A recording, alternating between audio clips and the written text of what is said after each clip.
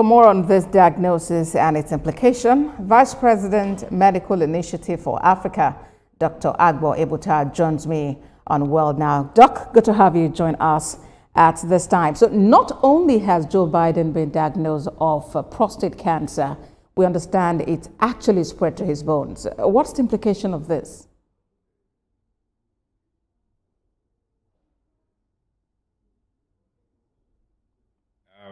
The diagnosis is significant in the case of the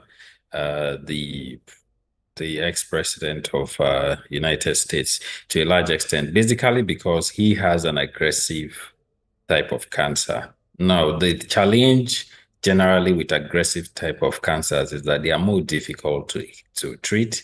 The spread rate is faster and the complications rates are faster.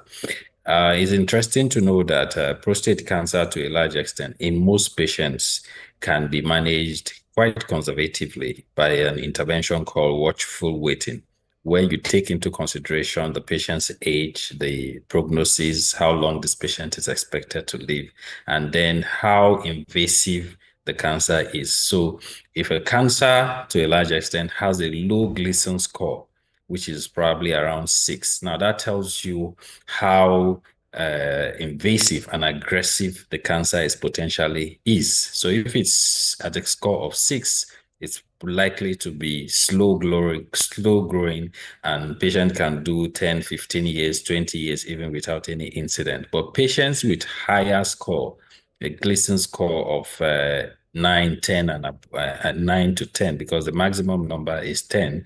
And in this case, the case in question, or we're discussing, the patient has a score of 9. That tells you that it's quite aggressive. And that is also confirmed by the fact that it has already spread to the bones. So it's basically a stage 4 cancer. And for that stage of cancer, to a large extent, what you want to achieve is improve quality of life, supportive care. You cannot achieve cure. Most times, cancer is typically stage 1, 2, 3, 4. For early stages like stage 1, you may be able to achieve cure. But for stages as stage 3 and 4, to a large extent, they are advanced cancers. And what you typically want to do is to offer palliative care, improve the quality of life. All right, Doc. In this case, I'm quite curious because this is someone who is, highly placed, someone who can access the best of cares. And then you wonder how, it got to this stage before it was discovered. And as a matter of fact, we understand this diagnosis is based on some incidents of, urinary symptoms that he's having. So what could have gone wrong? Well, I think it's very puzzling to me because typically people would typically expect that he would be running medical checks every year, right? And these medical checks are supposed to pick up the early stage of cancer, stage 1, stage 2. But here we are with a stage 4 cancer that was just found out just recently. So it suggests two things. Either the previous screens did not pick up, or he did not keep to a screening protocol, or based on the information we have, this is a very aggressive cancer. It must be super aggressive for it to have really advanced very quickly. Probably he did it last check maybe a year ago or a couple of months to 12 months ago. And now, over a very short period of time, we have an aggressive cancer that has progressed quickly and spread to the bone. But this is the area of hypothesis. We cannot say for sure, but the information they have shared with us is that it was found incidentally. That's a bit, one would consider that information with some circumspection.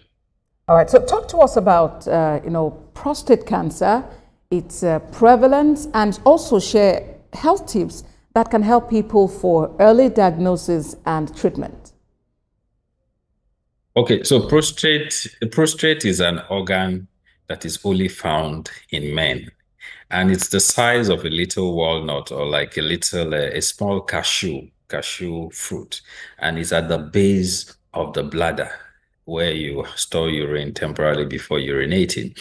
And to a large extent, its major function is just it produces semen, which is important for carrying the sperm cells to impregnate a woman. So to a large extent, it produces a significant portion of the semen.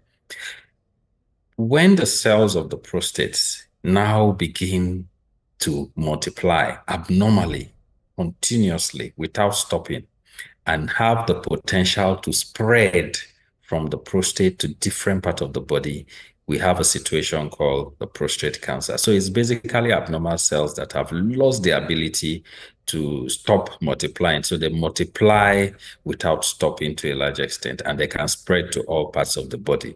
Some of the challenges may be local or distant. The local challenges occur around the bladder. So it causes problems like problems urinating, difficulty urinating. And when this obstruction is not addressed, you can have a backflow and it can lead to kidney disease. Now, when it spreads to other parts of the bodies like the liver, the bones, and every other part of the body, it can create problems in those organs. So when it spreads to the bone, it can create problems in the bone, and you may have brittle bones, pains in the bone, and it can even spread to the brain, and you can have abnormalities in the brain that may impact on consciousness to a large extent. So the key thing is that you really don't want to allow prostate cancer. You don't want to discover prostate cancer at the late stages. You want to pick it quite early. And in picking it up quite early, the idea is to ensure that you have a regular medical surveillance plan in place, a yearly surveillance plan that looks at your prostate to a large extent, can pick up early symptoms, and where necessary, you take decisions on what to do. Simple tests to do that can increase the chance of detection is a prostate-specific antigen screen. This is a protein that is produced by the prostate. So it's not only cancer cells that produce it. An infection of the prostate, trauma to the prostate, enlargement of the prostate that is non-cancerous can all produce it. So if you see high levels to a large extent, you want to screen for that. A digital rectal examination where a doctor just assesses the size of the prostate, the texture, the characteristics can also help. Once you've identified this, to establish diagnosis, you must do what you call biopsy. You take a tissue of that prostate and you do a test in the lab to see the histology. In that will also avail you the opportunity to know what stage or severity of cancer, what is the aggressive Dr. Ebuka. Yes, Dr. Ebuka, I hear you that. So importantly, at least every year, one should have that screening done. I've been speaking with Vice President, Medical Initiative for Africa, Dr. Agbo Ebuka. Thank you very much for your time on World Now. You're welcome. Thank you.